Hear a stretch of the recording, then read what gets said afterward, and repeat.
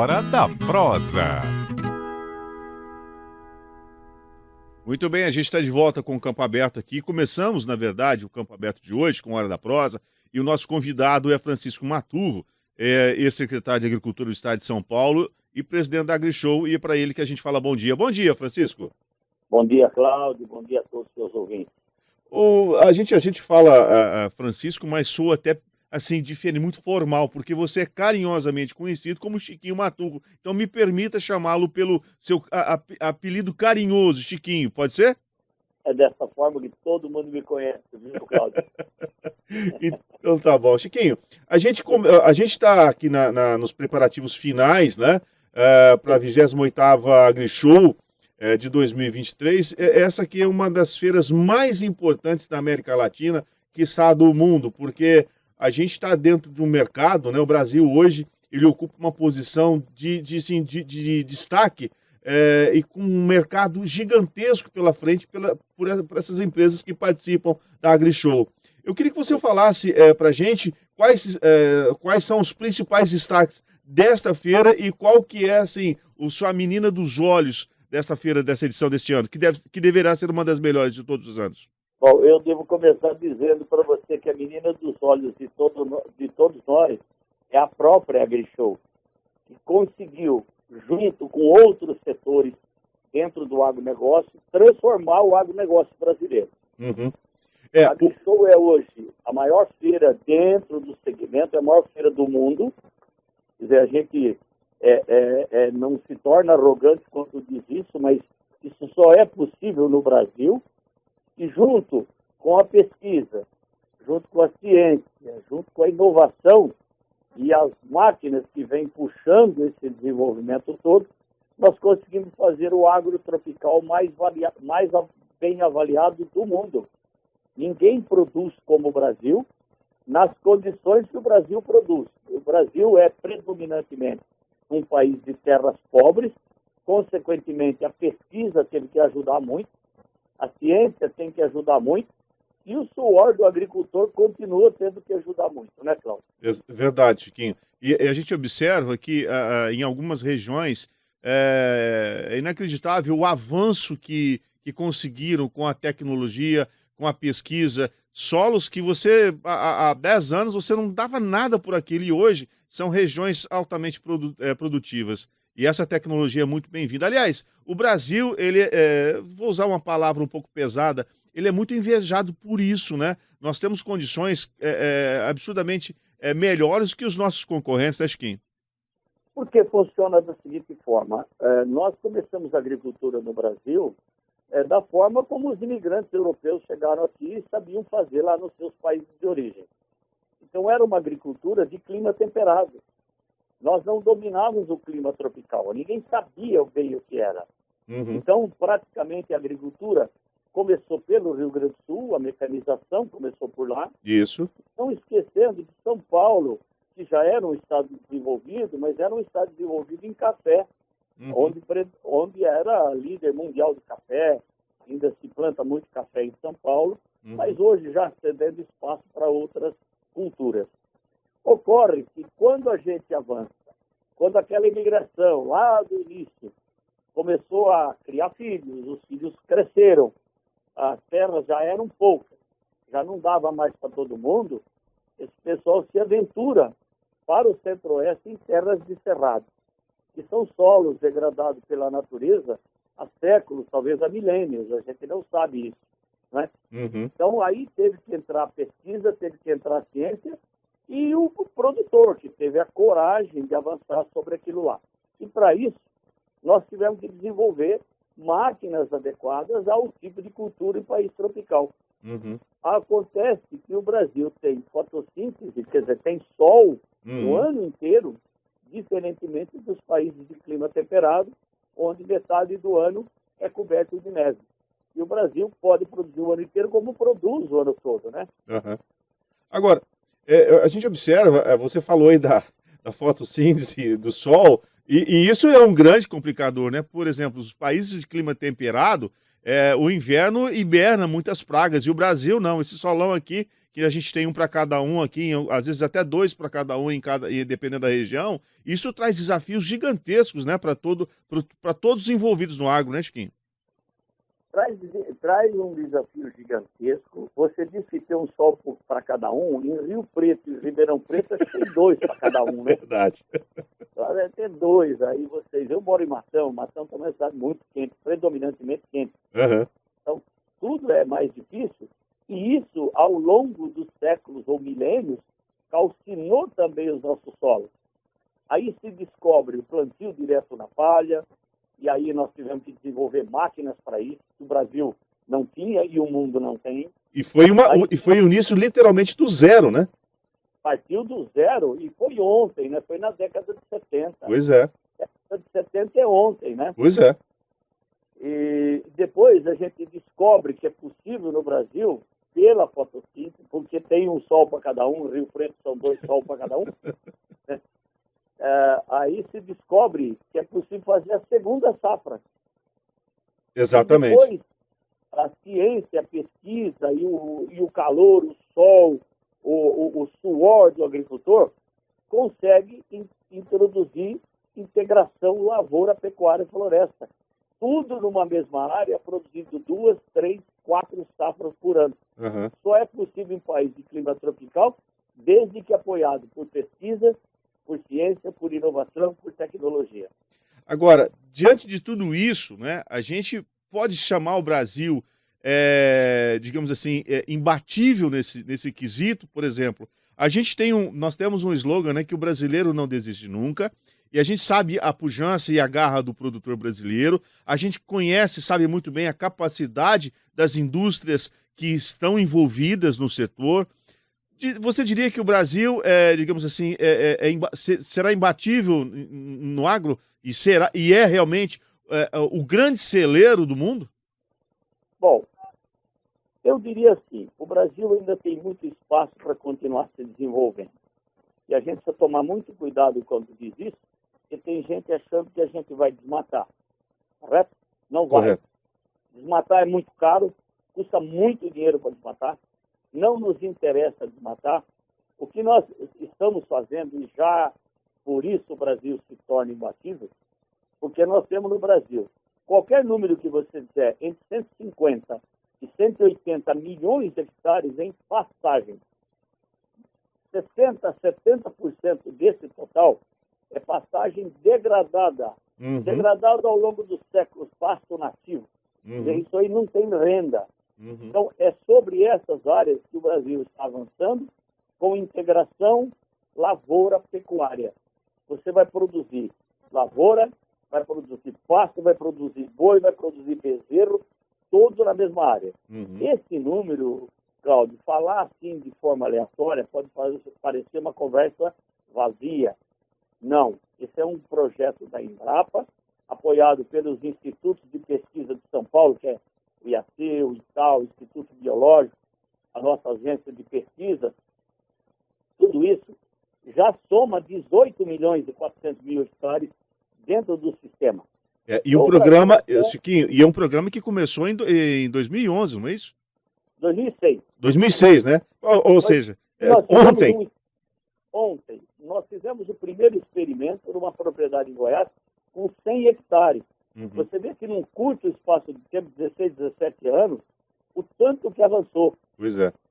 Só que, Cláudio, é necessário dizer que quando ele avança nessa velocidade, ele avança ainda muito devagar.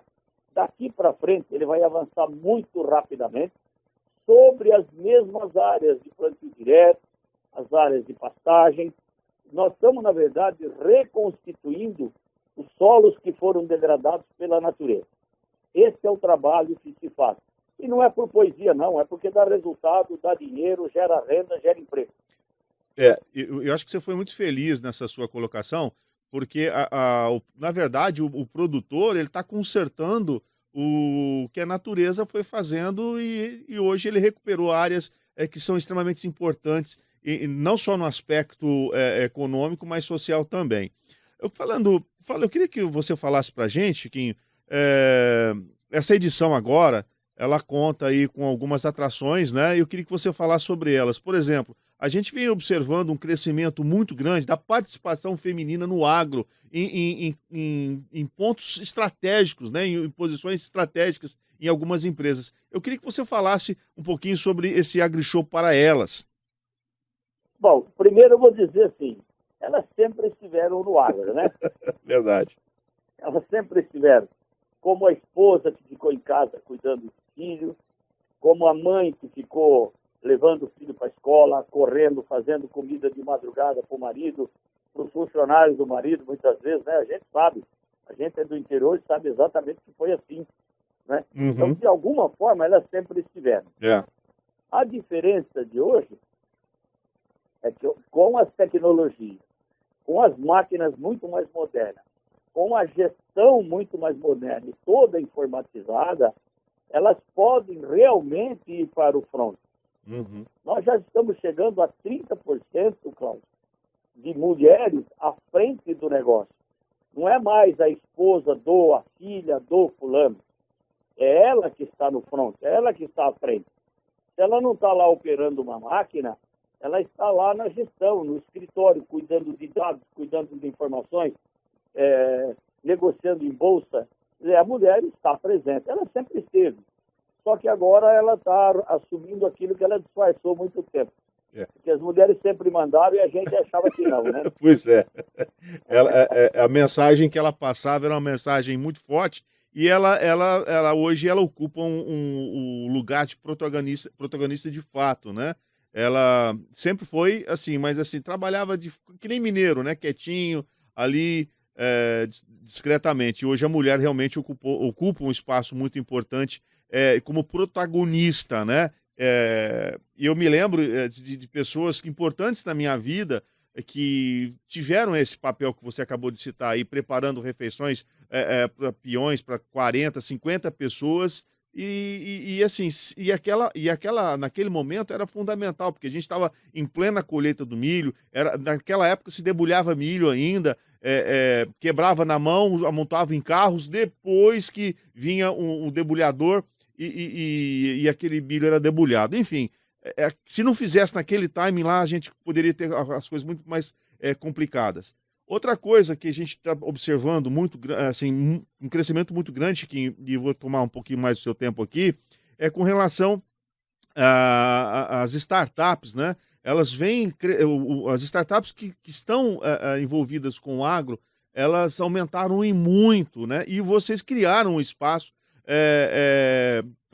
para essas startups e agora estão premiando, né? Essa é a segunda edição do Prêmio AgriShow Startups. Fala um pouquinho disso para a gente, por favor. Bom, o startup está diretamente ligado ao desenvolvimento de inovação e tecnologia. Então você sabe que startup, grande parte nasce, cresce, envelhece e morre, né? Exatamente. E outras são adotadas como tecnologia viáveis para se aplicar no campo. Lembrando que para se aplicar no campo, nós temos que considerar sol, 2 sol para cada um, Sim. nós temos que considerar poeira, nós temos que considerar chuva, barro. Então, são tecnologias testadas e aprovadas para clima tropical. AgriShow Lab, AgriShow Inovação, AgriShow Startup, qualquer nome que você queira dar, é fundamental para você continuar desenvolvendo. Hoje nós temos o Waze, nós temos as máquinas comandadas por satélite, nós temos as máquinas hoje que estão conectadas dentro de um centro de operações, onde o mecânico não precisa ir lá no campo constatar um defeito, volta para a concessionária, vem ver se tem a peça, vem comprar a peça, às vezes não tem, para uma frente de trabalho. Hoje, 80%, 90% dos problemas são resolvidos de forma remota. Então, as startups são de fundamental importância. Evidentemente, só chega numa AgriShow aquela startup que está provada, está consolidada e sua posição firme no mercado. E isso faz a grande diferença. Você falou aí de tecnologia. Hoje é possível você operar uma máquina home office, você ter ali a sua cabine de comando e operar uma máquina a dezenas de milhares de quilômetros de distância, enfim. E temos automação também de máquinas e caminhões no campo, principalmente no setor sucrocoleiro, hoje é uma realidade. Enfim, a gente caminha passos largos realmente para ser o celeiro do mundo, preservando o meio ambiente, porque você disse, desmatar custa extremamente caro e a gente pode paga uma conta muito alta no final disso tudo. Mas a gente não precisa disso, porque a gente tem muita terra fértil ainda, muita terra livre ainda, e eu tenho certeza que o mundo vai compreender isso aí. Passo a passo eles vão compreender e parar de taxar a gente como um país que não respeita o meio ambiente. Chiquinho, eu gostaria muito de deixar aqui você à vontade para citar mais algum destaque dessa 28ª edição da AgriShow. Eu vou te dar um dado que eu acho que esse é um dado importante. O Brasil conseguiu os primeiros 100 milhões de toneladas de grãos no ano 2001. Uhum. Desde o descobrimento até 2001, nós levamos para fazer 100 milhões de toneladas de grãos. 2014, veja bem, 13 anos depois, nós fizemos 200 milhões de toneladas. Puxa vida. Esse ano 2022, que fecha agora em junho, né, porque o ano agrícola é 1º de julho a 30 de junho, a gente fecha com 317 milhões de toneladas. Que maravilha. Então, nós estamos caminhando muito rapidamente, cada dia encurtando mais o tempo, para 400 milhões de toneladas.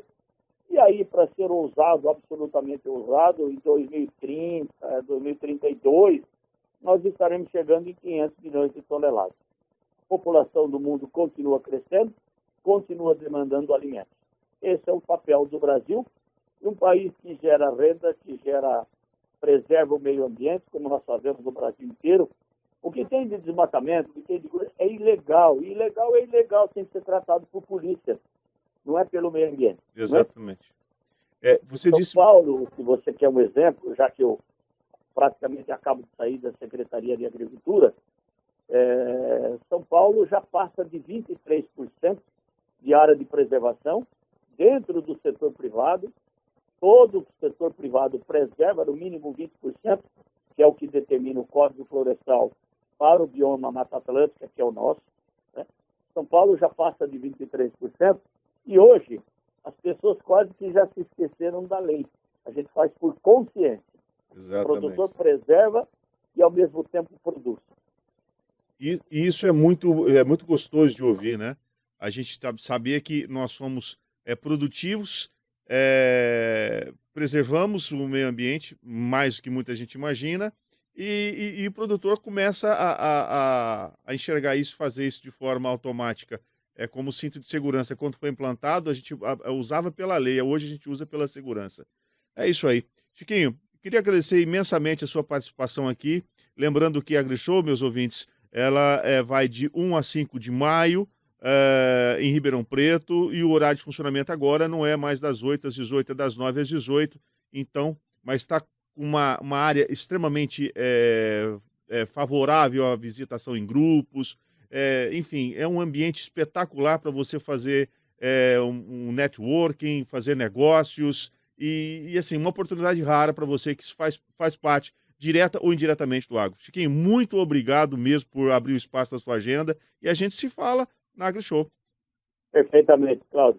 Estou sempre à sua disposição. Bom dia para você, uma Santa Páscoa a todos aí, a todos que nos ouvem, e com as suas famílias juntos. Tá bom, uma boa Páscoa para você e muito obrigado, Chiquinho. Obrigado e um bom dia. Bom dia.